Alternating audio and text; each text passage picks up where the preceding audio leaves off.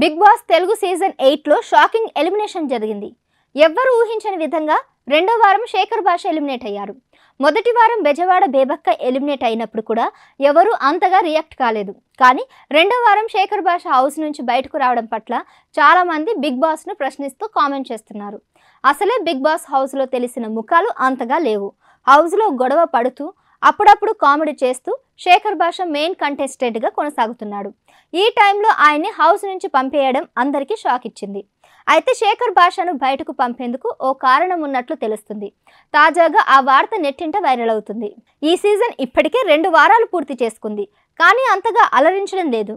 ప్రేక్షకులను ఎంటర్టైన్ చేయడంలో ఇప్పుడున్న కంటెస్టెంట్స్ పూర్తిగా విఫలమయ్యారంటూ ఇప్పటికే కామెంట్స్ వినిపిస్తున్నాయి.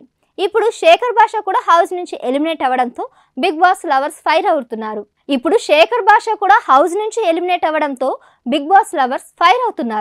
అయితే శేఖర్ భాష ఎలిమినేట్ అవ్వడంపై అసలు కారణం ఏదేనంటూ ఓ వార్త వైరల్ అవుతుంది. శేఖర్ భాష భార్య 12 మగబిడ్డకు జన్మనిచ్చింది.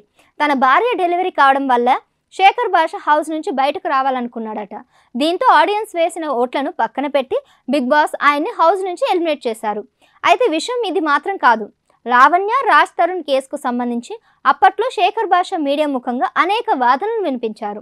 ఇప్పుడు పక్క ఆధారాలను లావణ్య పోలీసులకు ఇవ్వడంతో రాజ్ తరుణ్ పై ఛార్జ్ షీట్ నమోదైంది. ఇక ఈ కేసు విచారణ కూడా పోలీసులు స్టార్ట్ చేశారు.